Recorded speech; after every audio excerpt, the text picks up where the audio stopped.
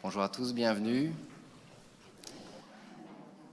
Pour commencer ce culte, comme je le fais d'habitude, j'aime bien remettre le culte entre les mains du Seigneur. Je vous invite à incliner la tête. Seigneur Jésus, merci pour ce matin. Merci pour le culte que nous allons pouvoir te donner ce matin. Merci pour les moments de louange que nous allons pouvoir te donner. Dispose nos cœurs, Seigneur, notre intelligence, que nous puissions vraiment être complètement sincères, Seigneur. Te faire part de nos joies, de nos espoirs, de nos peines, Seigneur. Que nous puissions vraiment tout te remettre devant toi.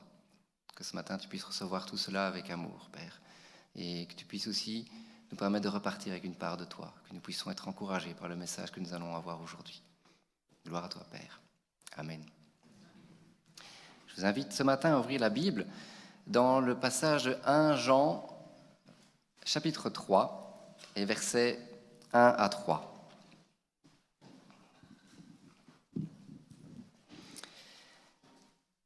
C'est un passage qui va nous préparer au premier chant. C'est « Voyez quel amour le Père nous a témoigné pour que nous soyons appelés enfants de Dieu. Et nous le sommes. Si le monde ne nous connaît pas, c'est qu'il ne l'a pas connu, lui. Bien-aimés, nous sommes maintenant enfants de Dieu.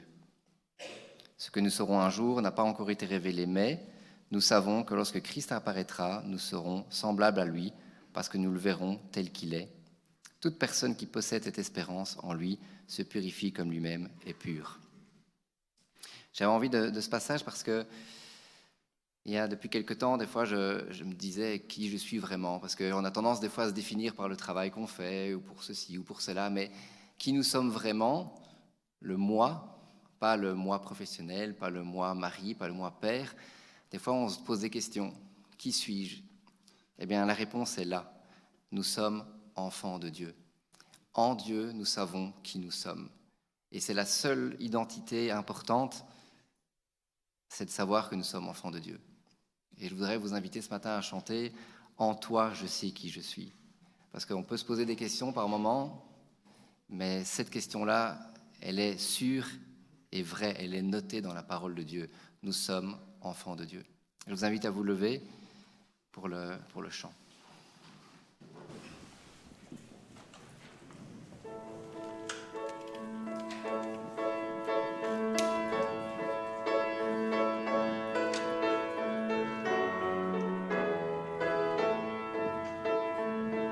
Qui suis-je pour le roi des cieux m'ouvre ses bras?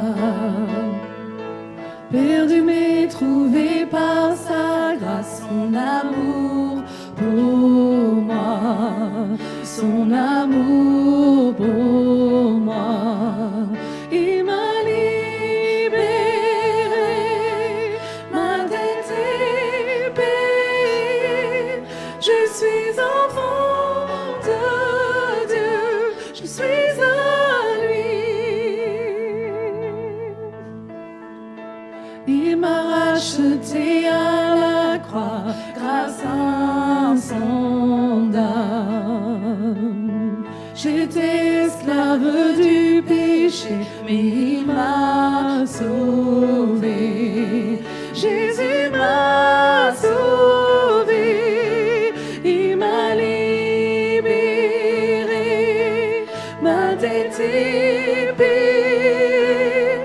Je suis enfant de Dieu, je suis à lui. Et dans sa maison, j'ai trouvé ma place. Je suis enfant de Dieu, je suis à lui. Je suis choisi et affranchi. En toi, je sais qui je suis. Tu es pour moi, pas contre moi. En toi, je sais qui je suis. Je suis choisi et affranchi. En toi, je sais qui je suis. Tu es pour moi, pas contre moi. En toi, je sais qui je suis. Oh, en toi, je sais qui je suis. Il m'a libéré,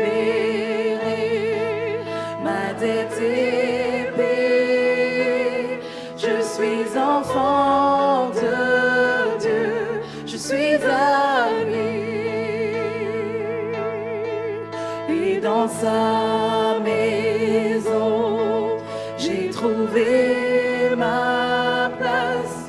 Je suis enfant de Dieu, je suis à lui. Et dans sa maison, j'ai trouvé ma place. Je suis enfant de Dieu, je suis à lui.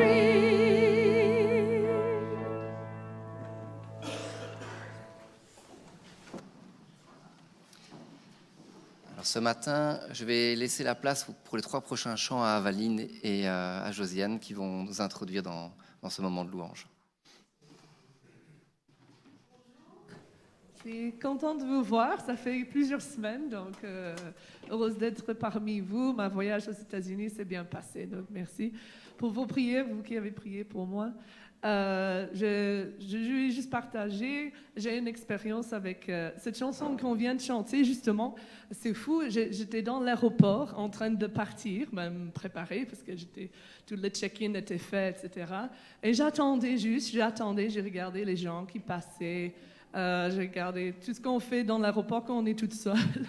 Et j'écoutais cette chanson, que je suis enfant de Dieu, je suis à lui.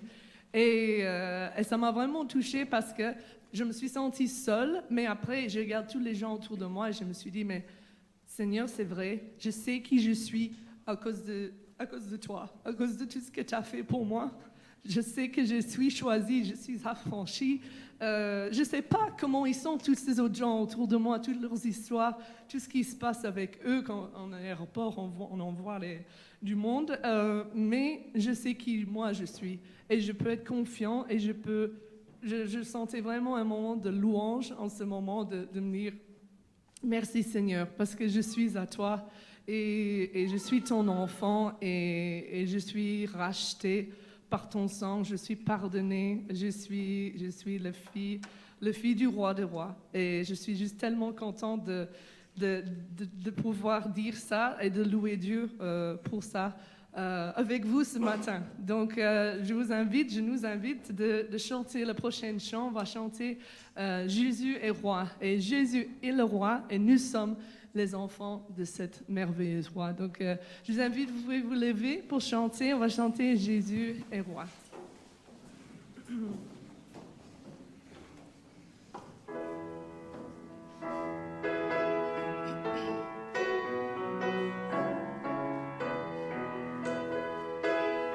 Jésus est roi, il est roi, il siège et règne en majesté, fait monter sa bannière. Jésus est roi, crie Hosanna, il est roi, car le Seigneur est grand, il est digne de les cieux, célébrons tous notre Dieu. Jésus est roi, il siège et règne en majesté, fait monter sa bannière. Jésus est roi, crie Hosanna, il est roi. Satan est désarmé et l'enfer est dépouillé. Les démons sont enchaînés. Jésus-Christ a triomphé. Jésus est roi, il siège et règne en majesté, fait monter sa bannière. Jésus est roi, crie Hosanna, il est roi, crie Hosanna, il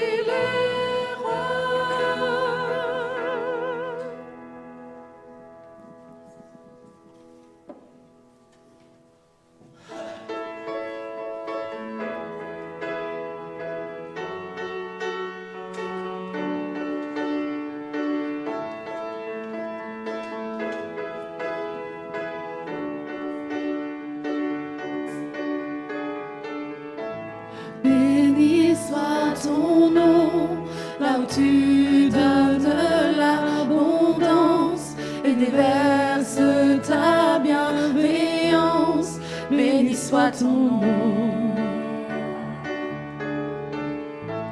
Béni soit ton nom. Quand ma vie traverse un désert, quand je marche en terre inconnue, béni soit ton nom. Tes bienfaits font naître en moi des chants de louange. Et même au cœur de la nuit, Seigneur, je redirai, béni soit le nom du Seigneur, béni soit ton nom. Béni soit le nom du Seigneur, béni soit ton nom glorieux.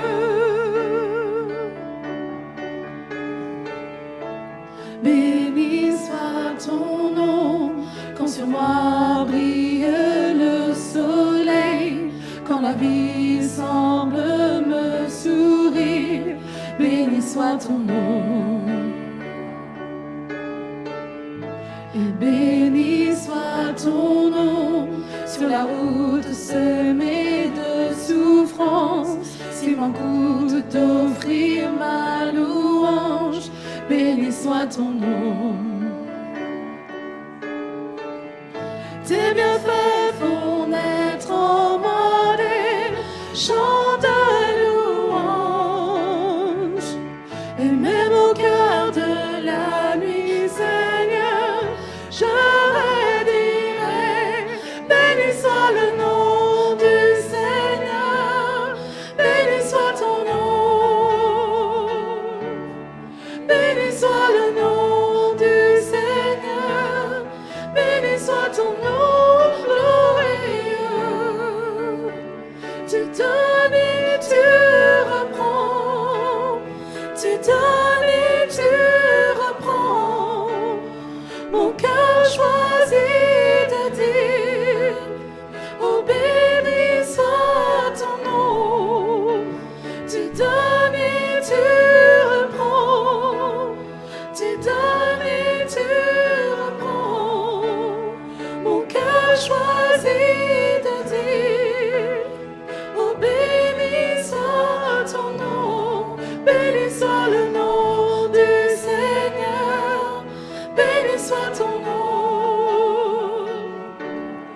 béni soit le nom du Seigneur, béni soit ton nom glorieux, béni soit le nom du Seigneur, béni soit ton nom, béni soit le nom du Seigneur, béni soit ton nom glorieux.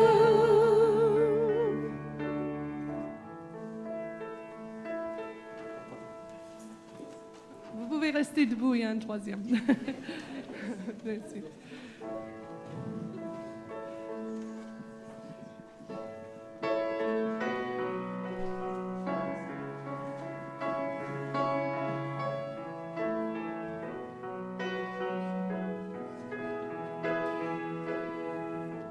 Immensité de ta grandeur me montre que je ne suis rien. Mais quand tu façonnais la terre, j'étais déjà près de ton cœur. Tu m'aimais avant que je sois, et pour moi tu as tout donné. Toi seul pouvais me libérer. C'est pourquoi je veux t'adorer. Toi seul est digne de recevoir louange et gloire pour l'éternité. Toi seul est digne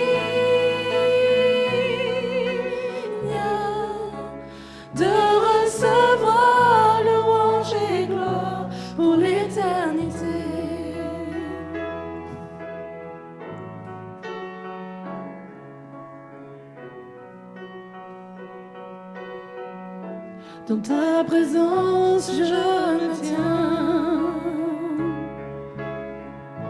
Car tu as ce dont j'ai besoin.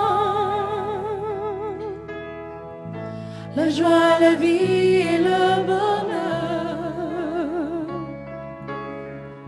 sont dans tes pas, oui, mon sauveur. Toi seul est digne de recevoir louange et gloire pour l'éternité. Toi seul est digne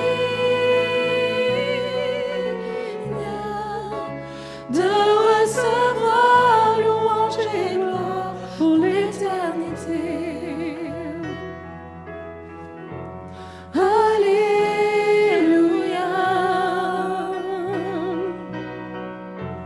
Alléluia.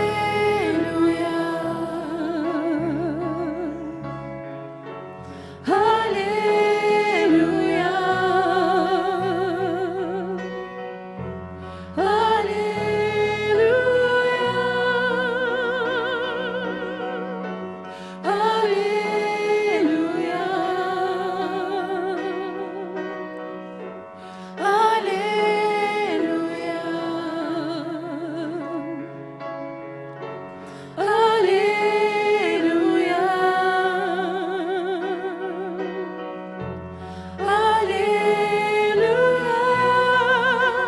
Toi seul est digne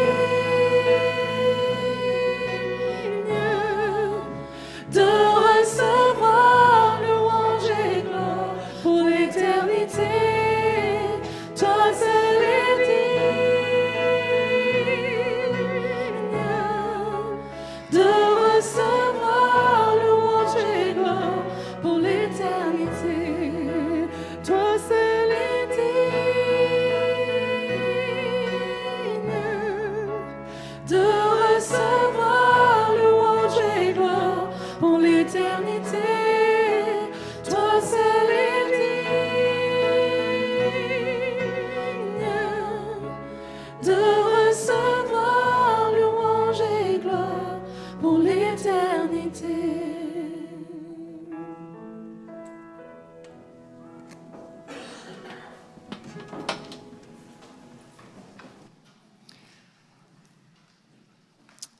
Ce matin, j'ai décidé de faire autrement pour la lecture du passage biblique.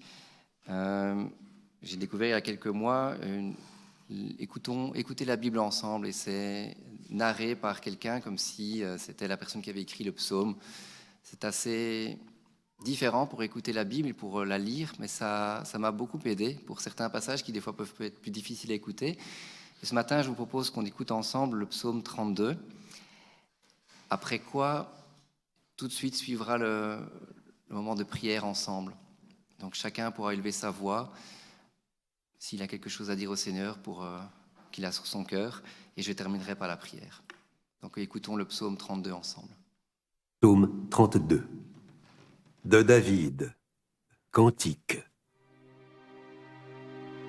Heureux celui dont la transgression est enlevée et dont le péché est pardonné.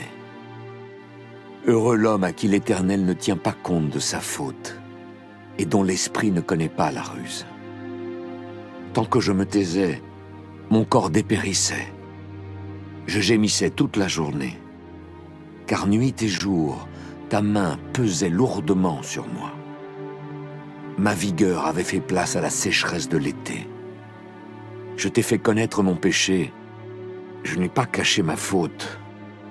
J'ai dit, j'avouerai mes transgressions à l'Éternel, et tu as pardonné mon péché. C'est ainsi que tout fidèle peut te prier au moment convenable. Si de grandes eaux débordent, elles ne l'atteindront pas. Tu es un abri pour moi. Tu me préserves de la détresse. Tu m'entoures de chants de délivrance. Je t'instruirai et te montrerai la voie que tu dois suivre. Je te conseillerai. J'aurai le regard sur toi. Ne soyez pas comme un cheval ou un mulet sans intelligence. On les freine avec un mors et une bride dont on les orne. afin qu'il ne te bouscule pas.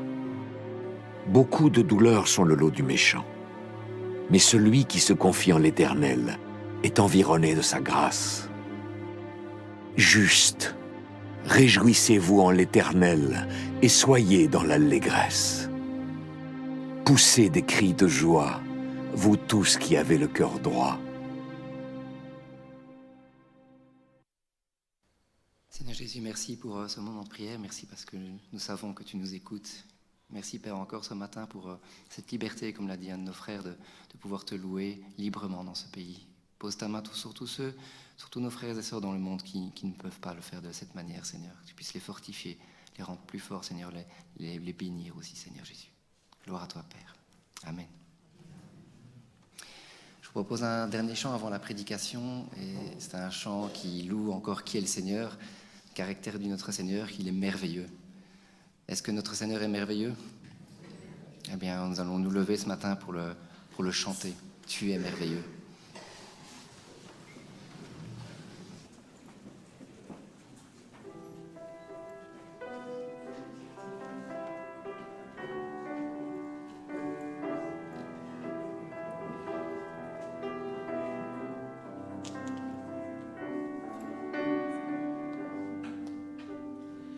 Nul n'est comme toi, Dieu puissant et éternel. Tu nous as consolés, tu nous as relevés. Ton amour est si fort pour restaurer, sauver. Tu es merveilleux dans tout ce que tu fais. Tu es merveilleux dans tout ce que tu fais. Nul n'est comme toi, un père et un ami, si tendre et si patient. Tu corriges et conduis, toujours à nos côtés, toujours pour nous aider. Tu es merveilleux dans tout ce que tu fais. Tu es merveilleux dans tout ce que tu fais. Nul n'est comme toi, Dieu d'amour et de paix, justice et vérité. En toi tout est parfait, lumière et sainteté, splendeur et majesté. Tu es merveilleux dans tout ce que tu fais. Tu es merveilleux dans tout ce que tu fais. Tu es merveilleux dans tout ce que tu es, mon Père et mon Sauveur, mon ami et mon Seigneur. Tu es merveilleux dans tout ce que tu es. Tu es merveilleux dans tout ce que tu es.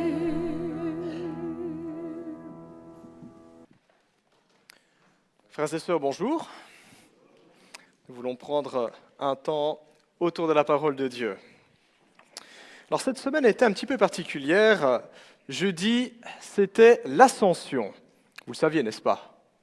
Oui, ça va, je vois plus de têtes qui dansent, oui, ça me rassure. Alors assez curieusement, l'Ascension est une fête qui passe presque inaperçue. À Noël, il y a des sapins et des décorations. À Pâques, on en entend parler. La Pentecôte, ça nous parle dans les milieux évangéliques. L'Ascension, on ne dit pas grand-chose, on ne fait pas grand-chose. Il n'y a pas beaucoup de décorations. Il n'y a pas de programmes spéciaux dans nos églises. Et pourtant, c'est un événement qui est important. Mais concrètement, il n'y a plus grand monde qui sait encore aujourd'hui ce dont il s'agit. Est-ce que vous savez ce qui s'est passé à l'Ascension? Oui, dites-moi. Voilà, Jésus-Christ est remonté au ciel. Merci Seigneur, la paroisse où je suis pasteur est encore au courant de cet événement qui est important. Bon, j'en rigole, mais moi, c'est très tardivement que je l'ai compris. Je savais que Jésus-Christ était remonté au ciel. Je pense que c'est vers mes 18-19 ans que j'ai tiqué que l'ascension, c'était pas la Pentecôte. Très tard. Comme quoi, et pourtant, j'ai fait l'école du dimanche et tout. Voilà, j'ai peut-être zappé une leçon. L'ascension, c'est en quelque sorte le pendant de Noël. Noël, c'est la célébration du jour où Dieu est descendu du ciel et est venu sur terre. Ce jour de Noël est synonyme d'humilité, Dieu qui se fait homme, d'espoir, Dieu qui vient apporter le salut, et de rédemption. L'ascension, elle, c'est notre Dieu, dans la personne de Jésus-Christ, qui remonte au ciel. C'est synonyme de règne, de gloire et de pouvoir. On est dans un tout autre registre. Le même Dieu, mais son ministère se poursuit différemment. L'Ascension nous présente le Christ non plus comme un petit bébé sur la paille fraîche qui est attendrissant quand on le regarde. L'Ascension ne nous présente plus le Christ cloué sur une croix qui suscite la pitié et l'émerveillement, mais comme un roi dans toute sa gloire, dans toute sa puissance, investi de toute son autorité. Nous pouvons voir l'Ascension un peu comme un chef qui, après un long séjour en terre étrangère où personne ne l'a reconnu, de retour chez lui dans son palais. Ses sujets le reconnaissent après de nombreuses années, baisse la tête, s'incline devant lui, le roi entre dans son palais, il reprend la couronne qu'il avait laissée de côté, le manteau, le sceptre, il va dans la salle du trône, il s'installe et il juge. Voilà ce dont il est question quand on parle de l'ascension. On parle de la glorification, de l'élévation de Jésus-Christ. D'ailleurs, quand on regarde dans le Nouveau Testament les visions du Christ, vous avez le Christ dans les évangiles, Dieu fait homme parmi les hommes, on peut se moquer de lui, on peut le fouetter, on peut l'insulter, on peut lui cracher dessus, on peut le crucifier. Puis vous avez les apparitions du Christ après sa résurrection et après l'ascension. Une des plus éclatantes, même parmi parmi les plus éclatantes, c'est ce que Saul de Tarse a vu sur le chemin de Damas. Il détestait le Christ, il détestait les chrétiens, il voulait ravager l'Église, et le Christ lui apparaît dans toute sa gloire et sa splendeur, arrêté net dans ses projets. Ou encore, vous avez l'apôtre Jean, quand il rédige l'Apocalypse. Il commence par une vision du Christ. Souvenez-vous, c'était comme ça qu'on avait commencé la série aux 7 églises. Et le Christ qu'il voit, c'est le Christ glorifié, le Christ qui règne, le Christ tout-puissant. Il sait très bien que c'est le Jésus qu'il a côtoyé pendant 3 ans sur terre. Il reconnaît son visage, mais en même temps, il est tout autre. Il n'avait jamais vu si glorieux, si puissant, si magnifique. Le jour de l'Ascension, Jésus-Christ prononcera ces paroles. Juste avant de partir, juste avant de retourner au ciel et de s'asseoir sur son trône, il dira ceci à ses disciples, « Tout pouvoir m'a été donné dans le ciel et sur la terre. » Très important. Le Christ désire que nous les chrétiens soyons conscients de cela. Il a tout pouvoir, il a toute autorité. C'est une manière de dire qu'il n'y a aucun domaine dans notre vie, aucune situation, aucune préoccupation, aucune créature, ni aucun endroit dans l'univers qui ne soit hors d'atteinte de sa puissance. Christ est un roi qui, d'un simple claquement de doigts, peut projeter toute sa puissance, quand il veut, comme il veut. C'est notre Seigneur. Un petit peu comme un roi qui déciderait d'ordonner à ses armées de se déplacer là-bas. Je veux ce territoire, je projette ma puissance. Il peut le faire. Et c'est ce qu'il a l'intention de faire.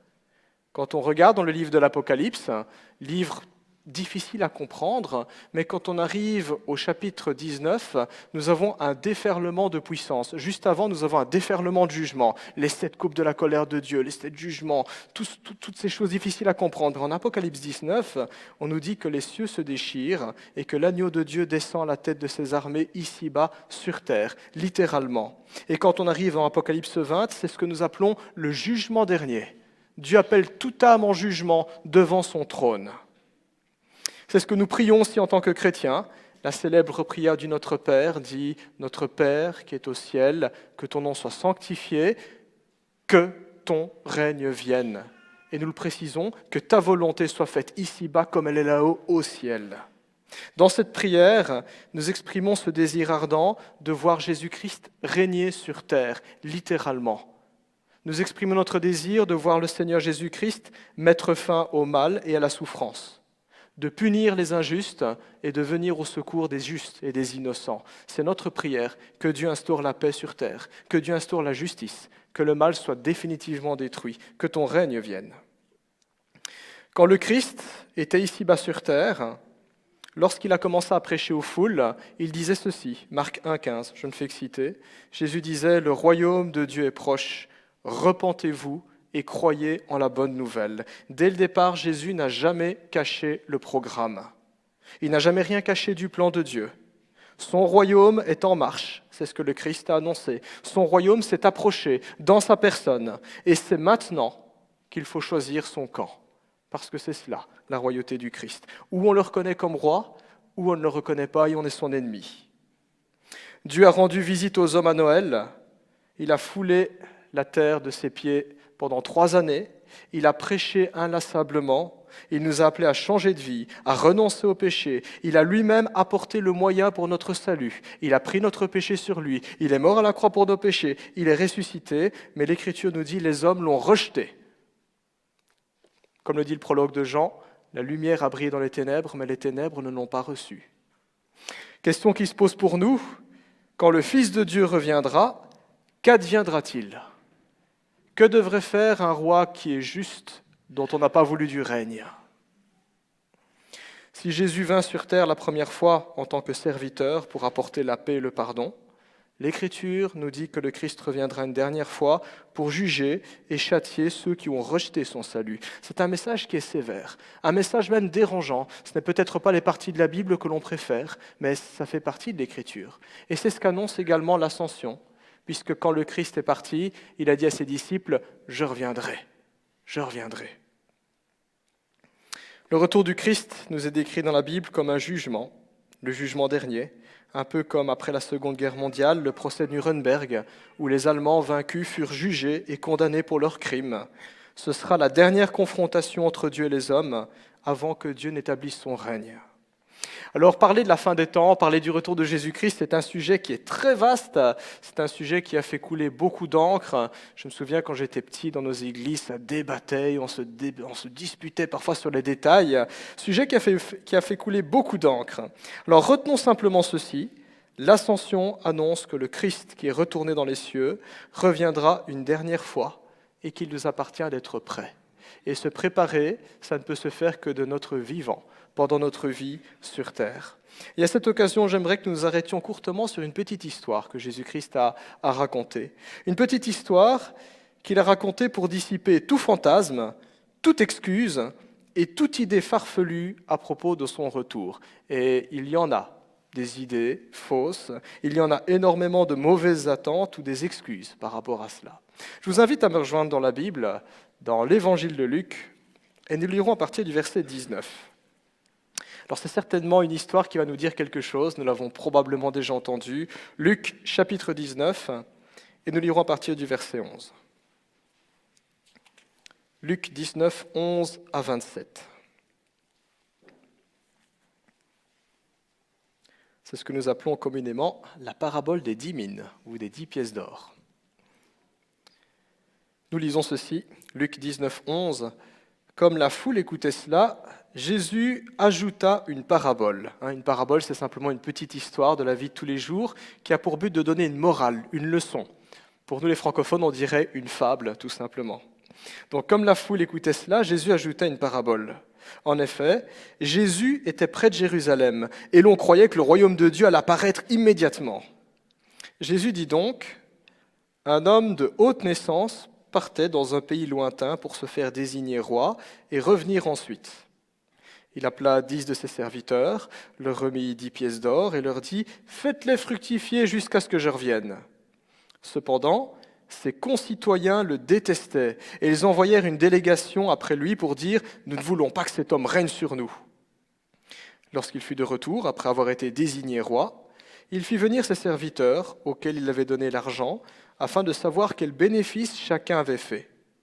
Le premier se présenta et dit « Seigneur, ta pièce d'or en a rapporté 10. » Il lui dit « C'est bien, bon serviteur, parce que tu étais fidèle dans une petite chose. Reçois le gouvernement de 10 villes. » Le deuxième vint et dit « Seigneur, ta pièce d'or en a produit 5. » Il lui dit « Toi aussi, sois établi responsable de 5 villes. » Un autre vint et dit « Seigneur, voici ta pièce d'or que j'ai gardée dans un linge. En effet, j'avais peur de toi parce que tu es un homme sévère. Tu prends ce que tu n'as pas déposé et tu moissonnes ce que tu n'as pas semé. » Il lui dit « Je vais te juger sur tes propres paroles, mauvais serviteur.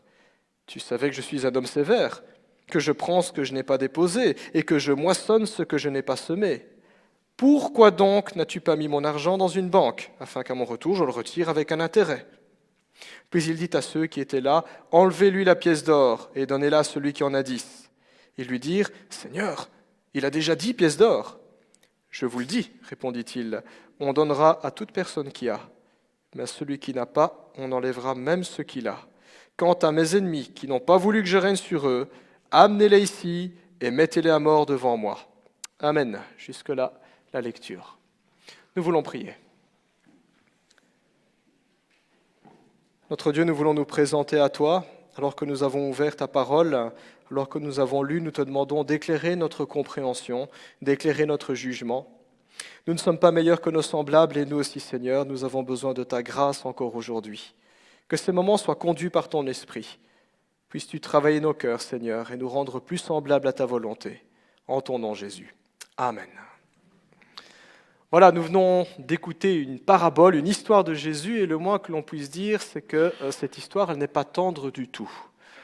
On y trouve des personnes qui sont récompensées, et même gracieusement et généreusement récompensées, et pour d'autres, ça se termine plutôt dans un bain de sang. Voilà, le ton de l'histoire est donné. Rétribution, ça c'est vraiment le mot-clé quand on lit la parabole des 10 000 ou des 10 pièces d'or. Le mot-clé c'est rétribution, le thème de cette histoire. Lorsque Jésus raconta cette petite histoire, il était en route pour Jérusalem, c'est ce qu'on lit au verset 11, Jésus était en route pour Jérusalem, il avait fait un petit détour par Jéricho, c'est le fameux épisode où il va guérir un aveugle, fameux épisode aussi où il va rencontrer Zachée, vous vous souvenez, Zachée, collecteur d'impôts, il extorquait tous ses compatriotes, il profitait de sa position pour prélever plus d'impôts que nécessaire et il en gardait une partie. Et Jésus va s'arrêter chez lui, Jésus va transformer sa vie. Les foules étaient émerveillées par tout ce que Jésus disait et faisait. Et c'est dans ce contexte-là que Jésus va donner des petites précisions quant à sa mission, quant à son retour. Les foules venaient très nombreuses pour voir Jésus, parce qu'elles étaient touchées par ses paroles et impressionnées par ses miracles. La Bible nous dit que Jésus allait jusqu'à ressusciter des morts. Ce n'est pas quelque chose qui arrive tous les jours. Et donc les gens se disaient, il y a une puissance qui sort de cet individu-là. Il change des vies et c'est au point qu'il peut battre la mort. Impressionnant. Jésus s'exprime avec érudition. Les Écritures, il les connaissait. Plus que par cœur, il les comprenait. Il en dévoilait le véritable sens. Il enseignait avec sincérité, il vivait ce qu'il enseignait, avec autorité, au point que les religieux, les chefs religieux de l'époque, souvent hypocrites, en perdaient toute crédibilité. Ils détestaient Jésus, ils dérangeaient. Personne n'avait son pareil. Partout où Jésus passait, les choses changeaient. Personne ne restait indifférent entre ceux qui l'aimaient et qui l'admiraient et ceux qui le détestaient et qui le jalousaient. Mais personne n'était indifférent. Les foules, enthousiastes, virent en Jésus leur champion.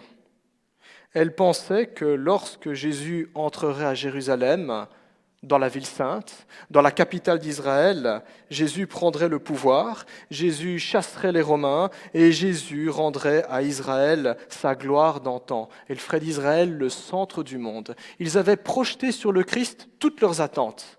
Et pour eux, c'était lui le roi qui devait venir. Et le Christ est roi, tout à fait, mais peut-être pas le roi qu'ils s'imaginaient.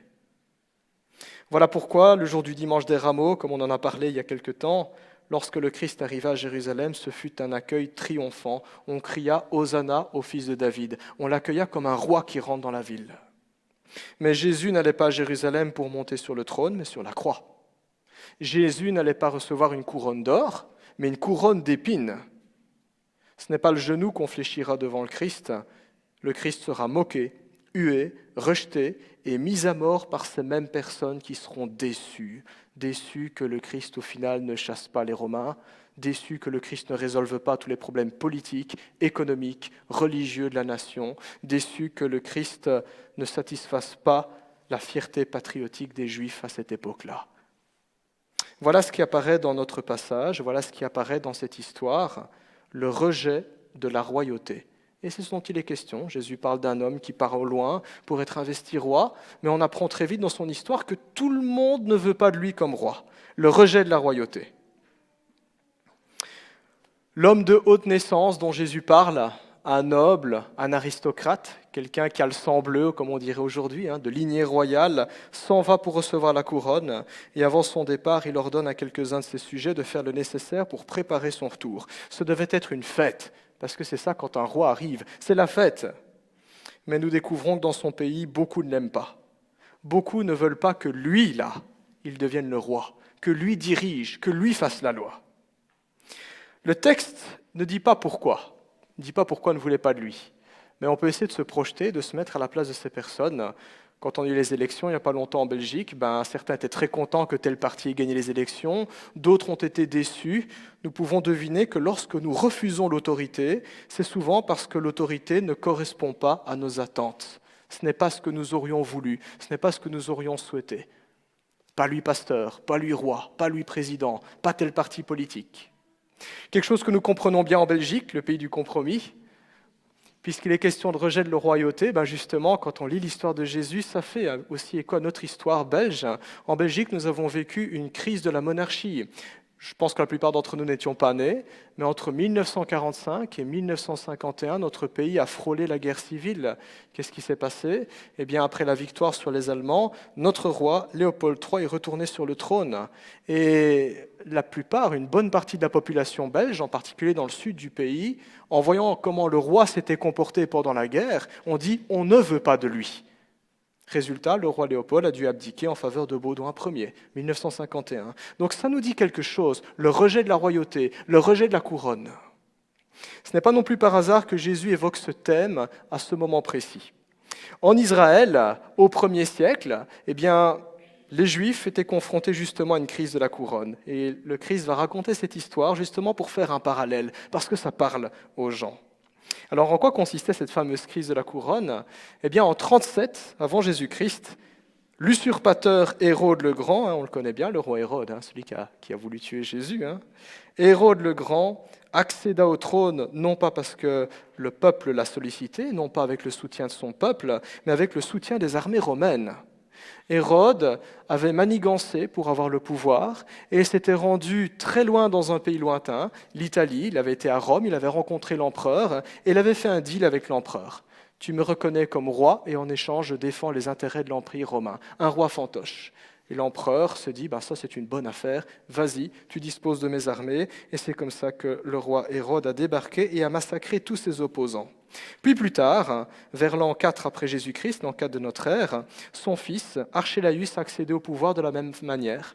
Papa était trop vieux, il a succédé au trône. Les Juifs ont fait savoir, on ne veut pas de toi comme roi. Archélaüs a été à Rome, il a expliqué son petit souci à l'empereur. Et l'empereur lui a dit, pas de problème, tu peux utiliser mes légions. Les Juifs ont envoyé une délégation à l'empereur pour dire, s'il vous plaît, pas lui comme roi, mais peine perdue pour eux. Et quand Archélaüs revint au pays, il massacra tous ses opposants, comme le fit son père, avec une extrême cruauté. Alors le but de l'histoire, de la parabole que Jésus raconte, n'est pas de dire que l'homme de haute naissance, qui représente Jésus, serait un usurpateur violent et légitime, mais plutôt de faire appel à ce rejet, à ce sentiment bien humain, au rejet qu'éprouvaient les Juifs envers la couronne. Et peut-être de manière plus générale, au fait que parfois nous sommes allergiques à l'autorité, à l'idée que quelqu'un puisse exercer une autorité ou un règne sur nous.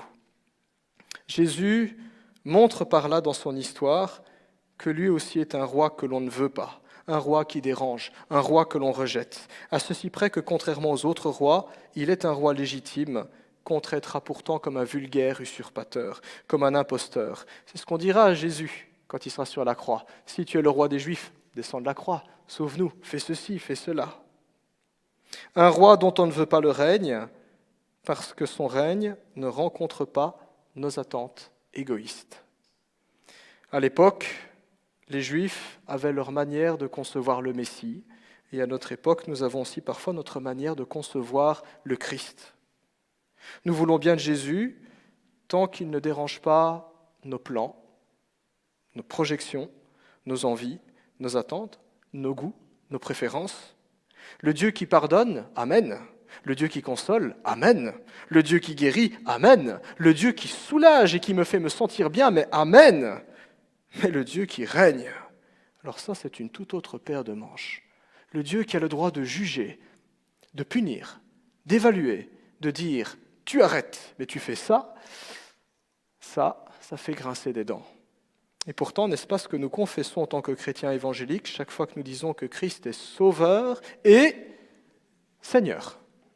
C'est tout ça. Dieu est souvent traité comme un produit qui devrait améliorer notre bien-être, un gadget qu'on module, une voiture, on rajoute des options, tant que ça nous plaît, la couleur, les rétroviseurs, enfin non, ça c'est pas une option, mais l'AirCo ou ce genre de choses. Certains d'ailleurs font leur propre religion aujourd'hui. Ils se fabriquent leur propre Dieu selon leurs attentes, et c'est ce qui se faisait dans l'Antiquité. On devait partir en guerre, on voulait avoir la victoire, on voulait se rassurer, on va créer un Dieu de la guerre. On va planter du blé dans les champs, on veut de bonnes récoltes, on a peur que ça ne marche pas, on va créer un Dieu pour la fertilité, pour bénir nos récoltes. Toutes sortes de choses, des dieux à l'image des hommes, des dieux qui au final n'ont absolument rien de divin parce qu'ils ne sont que des projections d'intérêts humains. Mais le vrai Dieu, le Dieu qui s'est révélé en Jésus-Christ, n'est pas un Dieu que nous avons appelé, ce n'est pas un Dieu que nous avons cherché, ce n'est pas un Dieu que nous avons inventé ou fabriqué. Il était là avant nous, il s'est révélé, il est venu jusqu'à nous.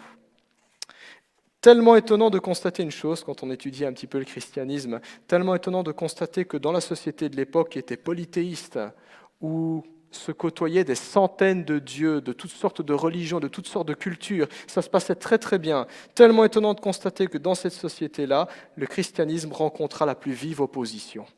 Pourquoi donc ?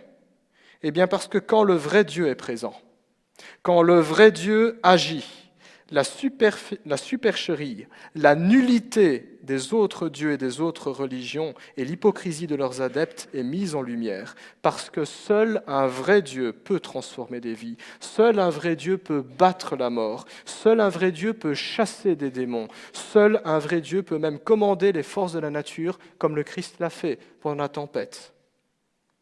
Et ce n'est pas un tel Dieu de se plier à notre volonté, ce n'est pas un gadget. C'est à nous de reconnaître qu'il est le centre autour duquel nos vies doivent graviter. Et ça, c'est très difficile quand, en tant qu'être humain, nous avons un ego surdimensionné. Revenons à notre histoire. Un noble se rend ainsi en terre lointaine pour recevoir la couronne, et c'est un petit clin d'œil à l'ascension du Christ. Le Christ a quitté la terre, il est retourné dans les cieux pour s'asseoir à la droite de Dieu, nous dit l'Écriture, pour être investi de la royauté. Et un jour il reviendra, et c'est ce qu'on trouve dans cette parabole, un homme qui part longtemps et très loin pour être investi de la royauté et qui prévoit de revenir un jour. Il confie alors une pièce d'or ou une mine à 10 de ses serviteurs.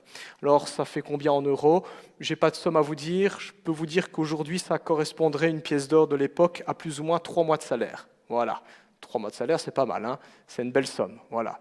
Aujourd'hui, il y a moyen d'investir à la banque à partir de 5 euros. Il y a certaines banques qui proposent investissez à partir de 25 euros. Commencer à investir avec 3 salaires, c'est pas mal, hein, c'est déjà un bon départ. Alors, il faut savoir qu'à l'époque, il y avait très peu de personnes qui pouvaient commencer à investir avec autant d'argent. Donc, c'est vraiment beaucoup ce que les serviteurs reçoivent. C'est précieux, ça a de la valeur.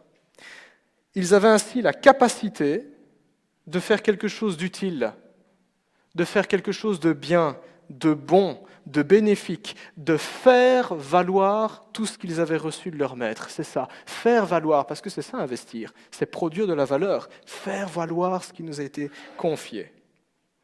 Et d'une certaine manière, quand on regarde cette parabole, eh bien, on se dit aussi que c'est une belle manière de rappeler que la vie que Dieu nous a donnée, parce qu'on n'a pas fabriqué la vie, on l'a reçue, c'est un cadeau, c'est une grâce, on n'a rien fait du tout pour être là.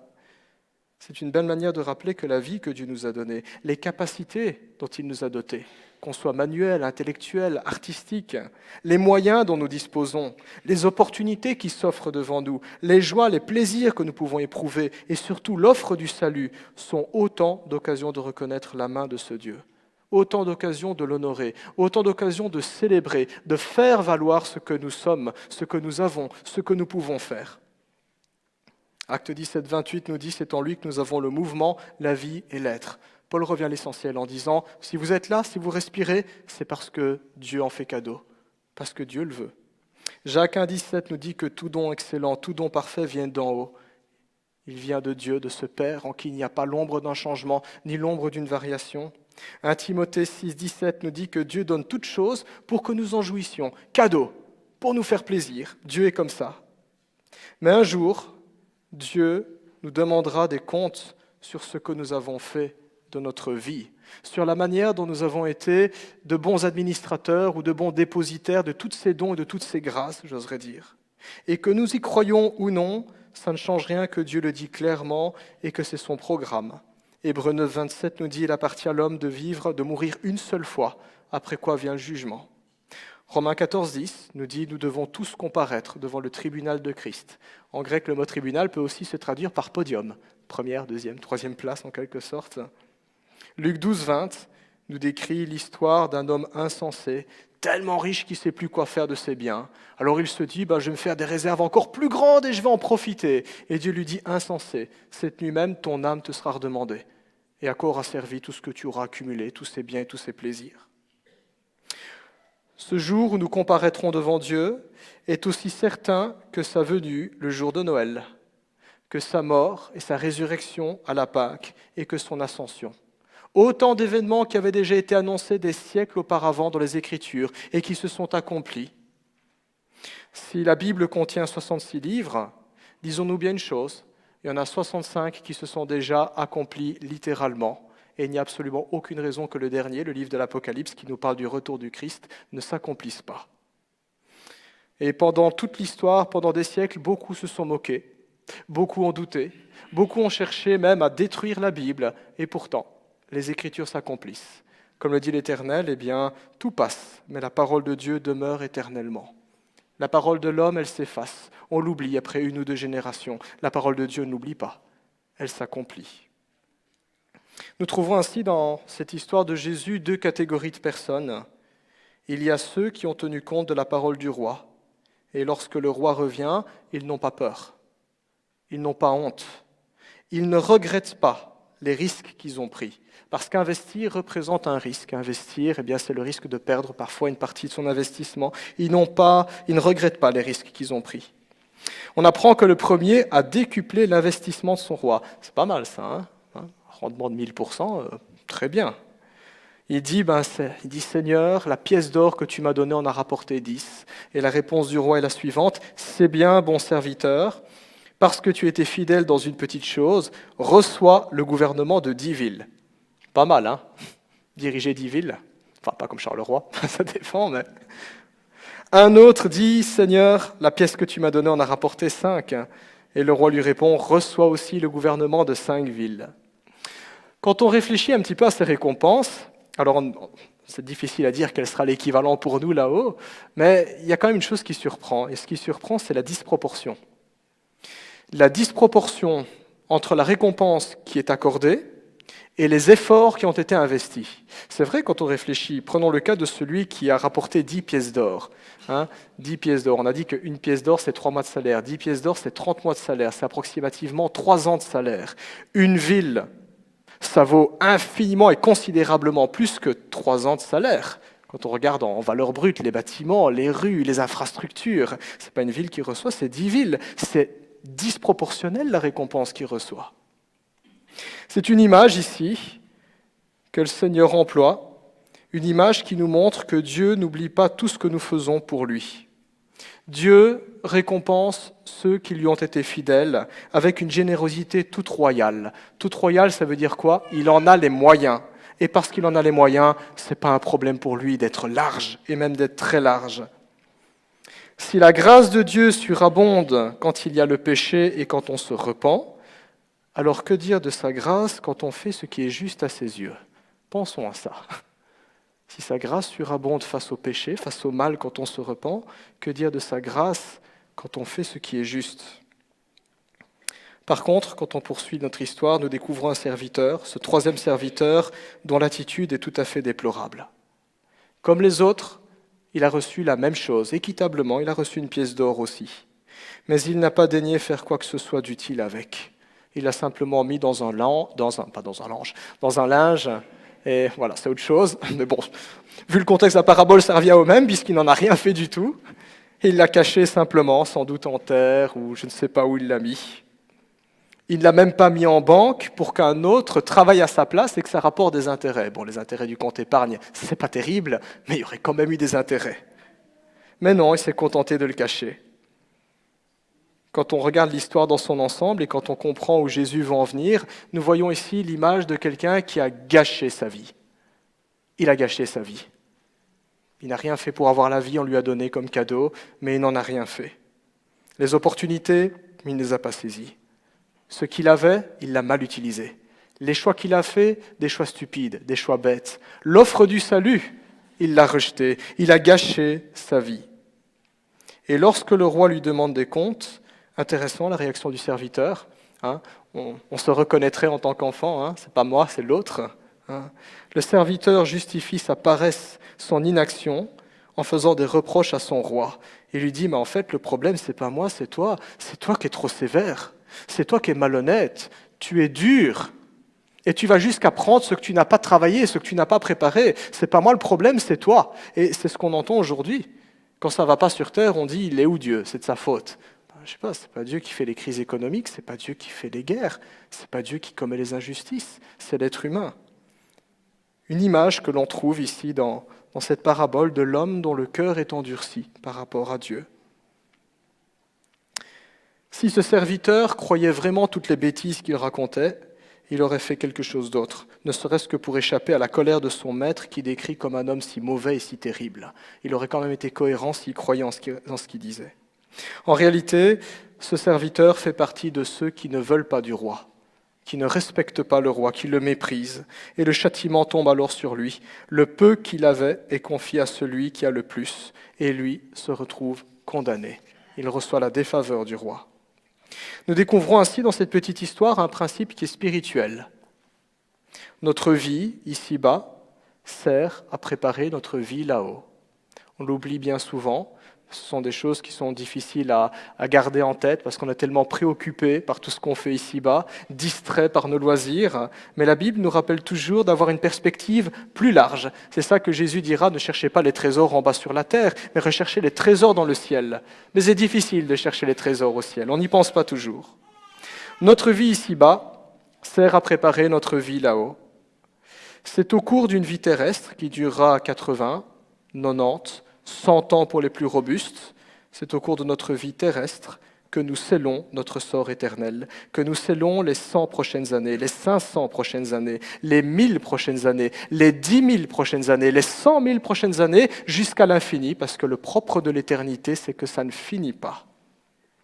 Notre sort futur est en quelque sorte amplifié à la lumière de notre relation à Dieu dans le présent. Et c'est ce que l'on voit aussi dans les récompenses. 10 pièces d'or, 10 villes, disproportion, complètement amplifiée. Une vie dans le rejet de Dieu conduit à la condamnation, la souffrance et la honte éternelle. Et une vie réconciliée avec Dieu mène à la justice, la joie et la gloire éternelle. Quand nous songeons ainsi à l'éternité, nous réalisons que notre très courte vie, parce que c'est quoi une vie de même une vie de 120 ans sur l'échelle de l'éternité? Vous imaginez une ligne du temps qui ne finit pas dans le passé, dans le futur. Une vie humaine, c'est juste une petite étincelle d'un instant. Plink, c'est ça. Quand nous songeons à l'éternité, nous réalisons que notre très courte vie est bien plus précieuse que ce que nous nous imaginons. C'est une grâce, le don de l'existence. C'est une grâce, le don de la vie. C'est très précieux. Nous découvrons et nous comprenons alors que Dieu a donné l'Évangile pour sublimer cette vie, pour qu'elle dure éternellement, pour qu'elle continue à avoir tant de valeur éternellement. Ce que Dieu confie est précieux, et nous en sommes alors dépositaires et responsables. Et cette parabole nous interroge, qu'est-ce que je fais de ma vie? Et même en tant que chrétien, qu'est-ce que je fais de l'Évangile? Qu'est-ce que je fais de la parole de Dieu? Qu'est-ce que je fais de ma vocation à faire des disciples? Comme nous le rappelle aussi l'Ascension, c'était les derniers mots de Jésus, faites de toutes les nations des disciples, baptisez, enseignez. Où en suis-je aussi moi-même dans ce mouvement? La parabole des 10 pièces d'or est un avertissement pour qui l'entend. Jésus revient bientôt et on ne se moque pas de Dieu. Ce que l'on sème, on le récolte. Avec Dieu, il y a toujours retour sur investissement. Et si on n'a rien investi, il y a un retour aussi, ce ne sera pas grand-chose. Cette parabole est également un encouragement. Je m'excuse, mais il y a quelqu'un qui a un malaise. Si éventuellement il y a un médecin ou une infirmière dans la salle.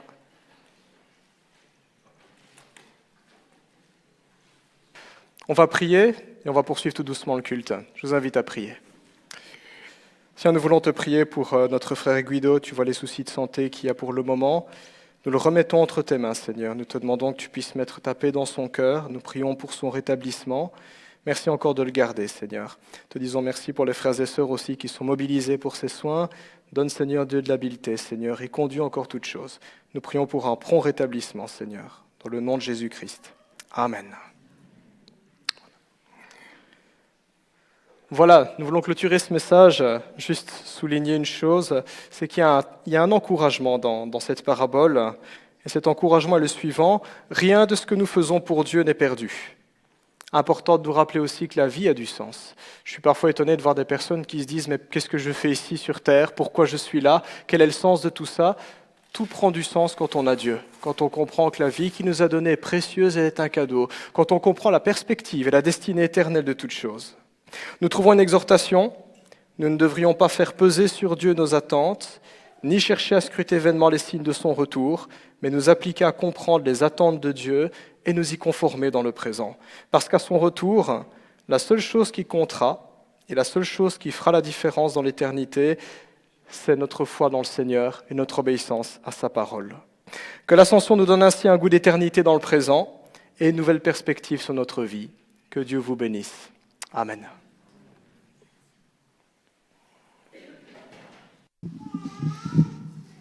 Il commence à aller mieux, je viens de le dire, ne vous inquiétez pas.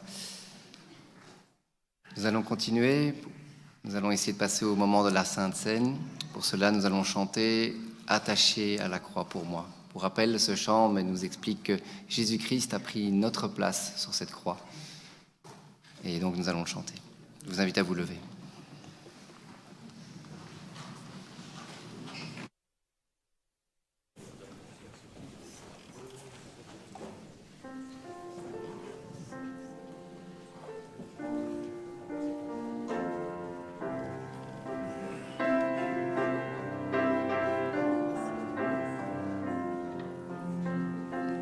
Quel sauveur merveilleux je possède, il se livre en l'amour pour moi, et sa vie innocente il la cède, en souffrant sur la femme bois, attaché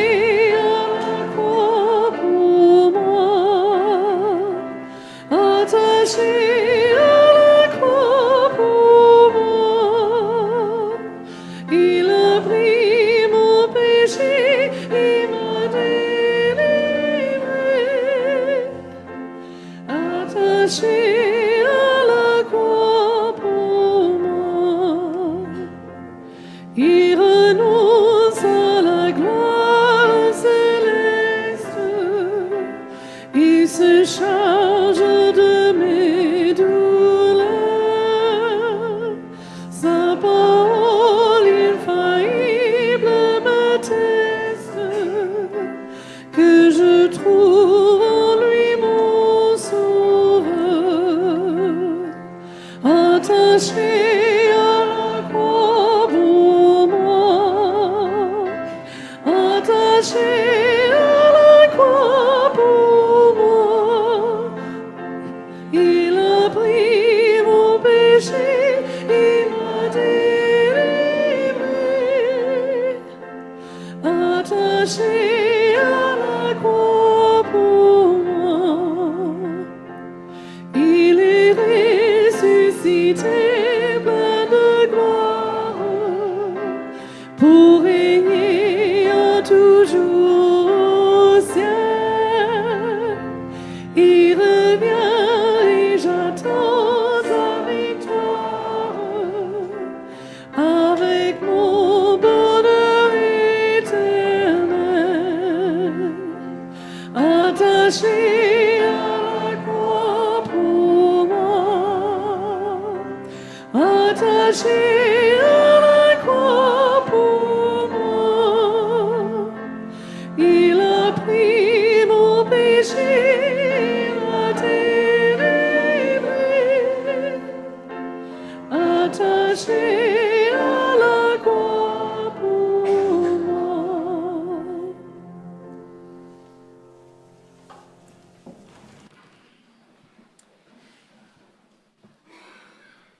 vous invite à ouvrir la parole en Matthieu, chapitre 26.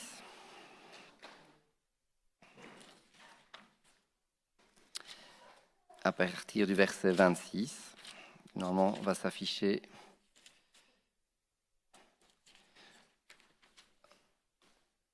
Matthieu 26, 26.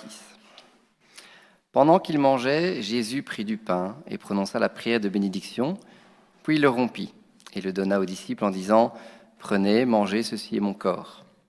Il prit ensuite une coupe et remercia Dieu. Puis il leur donna en disant « Buvez-en tous, car ceci est mon sang, le sang de la nouvelle alliance qui est versé pour beaucoup, pour le pardon des péchés. Je vous le dis, je ne boirai plus désormais de ce fruit de la vigne, jusqu'au jour où je le boirai de nouveau avec vous dans le royaume de mon Père. » Jésus-Christ a instauré ce repas juste avant la crucifixion, avant qu'il se donne en sacrifice à notre place. Pour rappel, pour ceux qui n'ont peut-être jamais entendu le message de l'Évangile, Jésus-Christ est venu sur terre comme dans un petit bébé, comme nous. Il a pris forme humaine et a vécu une vie parfaite, sans le moindre péché. Et pour les 3 dernières années de sa vie, il a évangélisé, il a fait son ministère sur terre afin de proclamer le royaume de Dieu. Et puis, il s'est donné en sacrifice pour nous, parce que le seul moyen pour nous de rentrer en relation avec Dieu, eh bien, comme nous sommes pécheurs, c'est de mourir. Mais Jésus a décidé de mourir à notre place.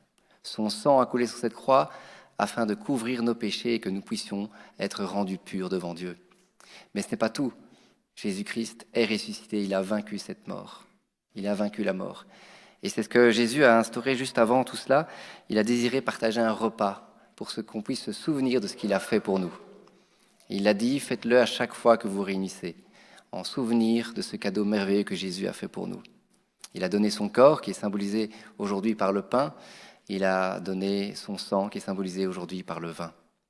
Et je voudrais inviter ceux et celles qui croient cela, que Jésus est Seigneur, qu'il est mort et qu'il est ressuscité pour nous, et qu'il vit dans la gloire de l'Éternel, encore aujourd'hui et pour l'éternité. Je vous invite à vous lever pour partager ce repas, pour tous ceux qui sont passés par les eaux du baptême et qui l'ont reconnu publiquement. Si vous êtes de visite dans notre assemblée et que vous êtes en règle avec votre église, eh bien, je vous invite aussi pour le repas du Seigneur. Je voudrais inviter Yves, Sacha, j'ai vu Daniel, Salomon et Marc.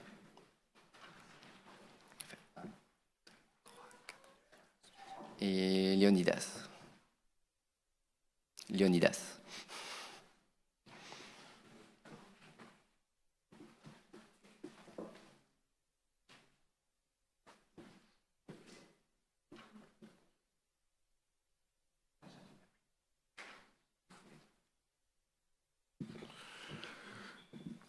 Oui Seigneur, en prenant ce pain et le vin que tu disposes ici devant nous, nous voulons le reprendre avec reconnaissance et action de grâce comme tu le recommandes.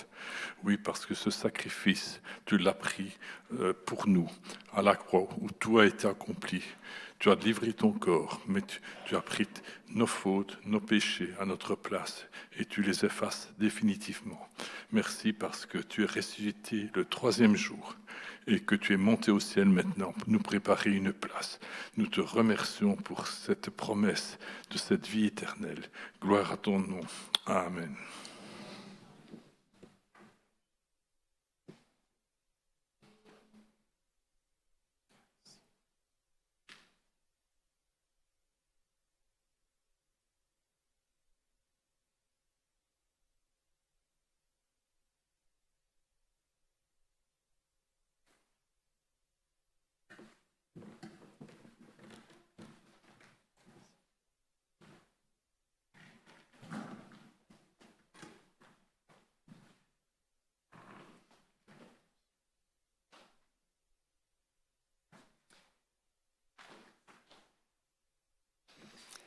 Pendant que quand le vin va circuler, nous allons entonner le chant. Oh, j'ai oublié, c'est « Rien ne peut sauver mon âme ». Merci, Avaline.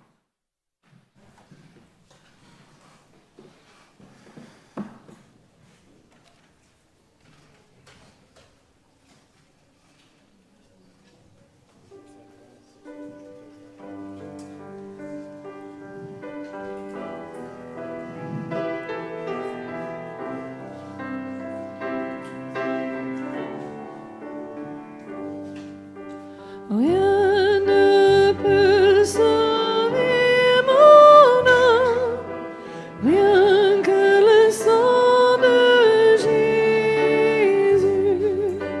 Pour elle je ne réclame, rien que le sang de Jésus.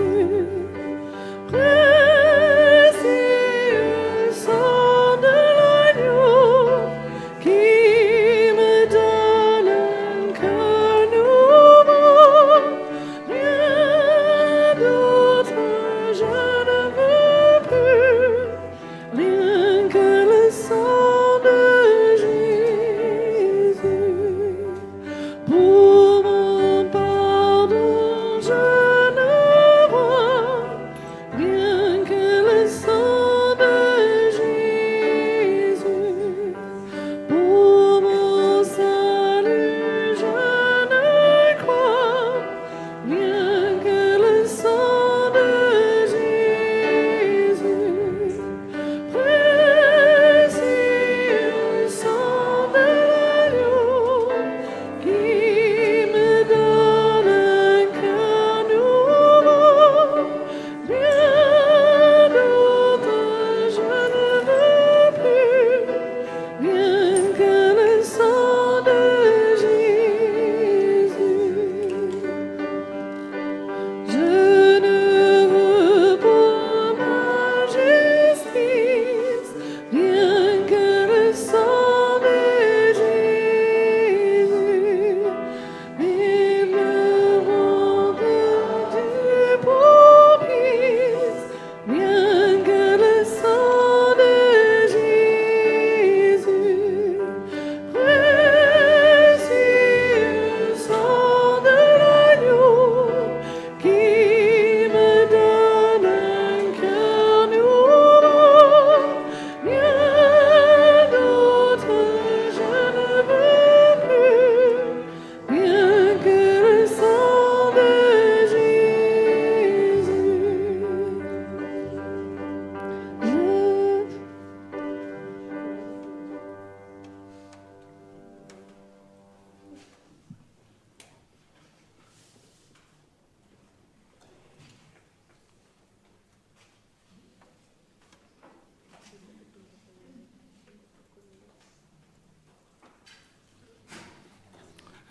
Oui, Seigneur, merci pour le message de l'Évangile. Oui, c'est par grâce que nous sommes sauvés, par le moyen de la foi. Oui, Seigneur Jésus, tu es un Dieu fidèle. Merci pour ce pain et ce vin qui nous font, pour nous, un jour de gloire, Seigneur Jésus. Parce que nous avons et nous savons que nous verrons ta face dans les lieux célestes. Amen.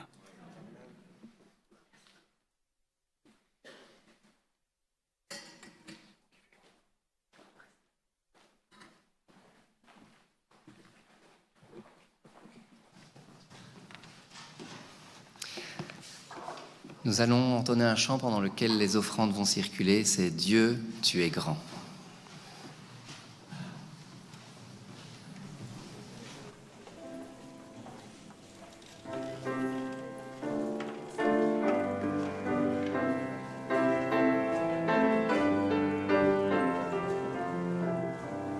Dieu, tu es grand, tu es fidèle et bon, ton amour infini nous confond. Dieu, tu es grand, tu es saint et puissant, bien régner dans nos cœurs maintenant. Dieu, tu es grand et digne de règne, Dieu, tu es grand et digne de gloire. Dieu, tu es grand, je lève ma voix, je lève ma voix. Dieu, tu es grand. Dieu, tu es grand. Dieu, tu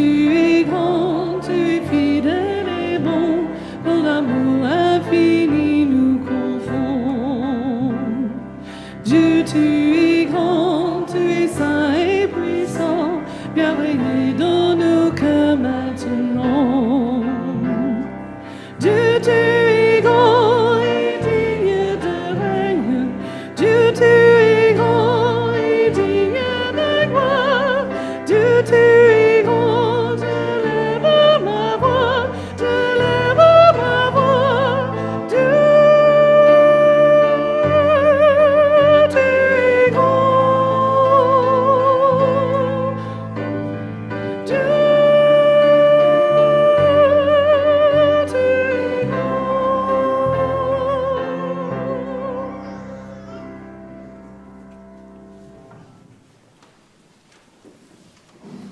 Je vais laisser Marc prier pour les offrandes. Père Céleste, tout d'abord, nous voulons te remercier. Je veux te remercier pour l'abondance que tu nous donnes, Seigneur, matérielle, mais spirituelle aussi, Seigneur. Merci pour ce moment d'offrande qui fait partie de notre culte. Merci parce que rien ne nous appartient. Tu nous as tout donné, Seigneur, dans ta bonté, Seigneur. Tu aimes celui qui donne avec joie, Seigneur. Et nous te présentons ces offrandes, Seigneur, que tu puisses les faire fructifier, Seigneur, qu'elles servent à l'avancement de ton règne, Seigneur, qu'elles servent aussi à donner à ceux qui sont les plus démunis, Seigneur. Père Céleste, nous te louons, nous te rendons grâce, Seigneur, et à toi soit toute la gloire, l'honneur et la puissance, au siècle des siècles. Amen. Voici venu le temps des annonces. Je vais donc céder la place à notre pasteur et je le laisserai aussi prier pour terminer ce culte. À bientôt, à dimanche prochain.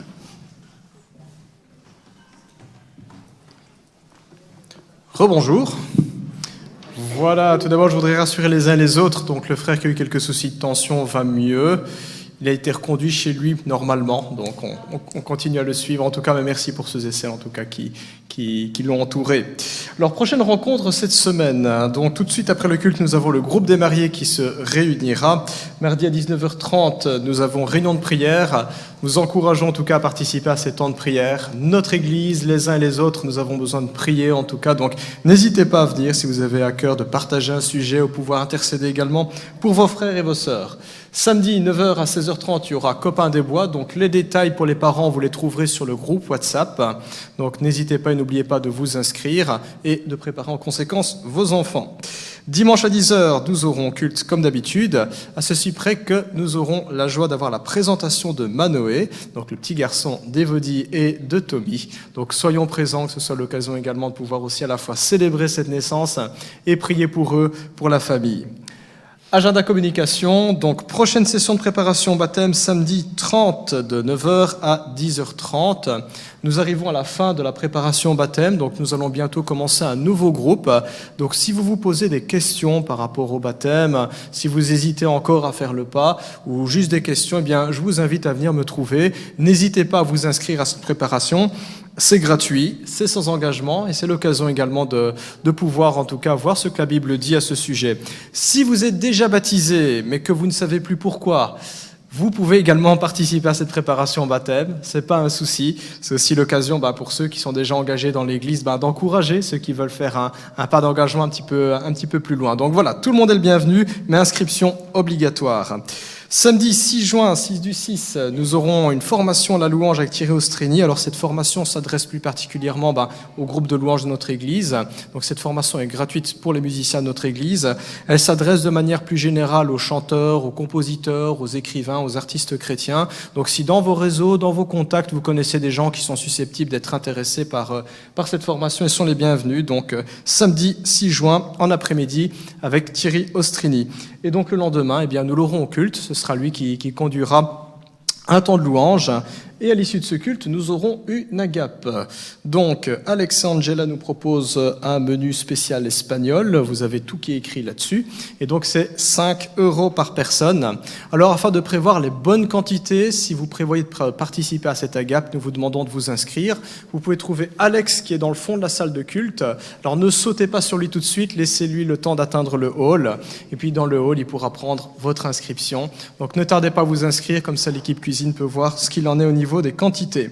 Alors s'il y a un souci financier, n'hésitez pas non plus à le signaler à un responsable. L'argent ne doit pas être un obstacle pour vous pour participer à ce moment. C'est un moment phare dans la vie de l'Église. C'est l'occasion également de passer du temps ensemble et d'apprendre à mieux nous connaître. Bienvenue à tous aussi, je tiens à le préciser. Parfois, certaines personnes se disent moi je ne fais pas partie de l'Église, donc je ne peux pas venir à la GAP.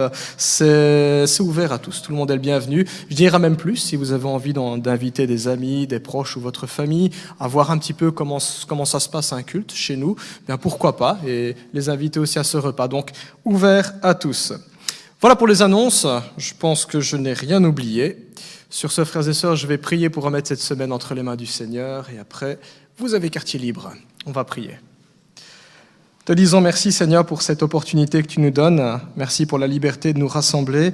Nous prenons conscience, Seigneur, que dans d'autres régions du monde, ce n'est pas possible pour des frères et sœurs qui sont persécutés. Merci, Seigneur, pour cette liberté que nous avons, la joie de nous retrouver, pour ce temps, Seigneur, pour écouter ta parole, prier, chanter, célébrer les sacrements. Et merci pour tout ce que tu nous permets de planifier cette semaine. Seigneur, nous voulons te demander que tu conduises, que tu inspires et que tu bénisses, Seigneur. Nous croyons que, dit ta parole, si l'Éternel ne bâtit pas la maison, les ouvriers travaillent en vain. Nous ne voulons pas, Seigneur, t'imposer nos projets.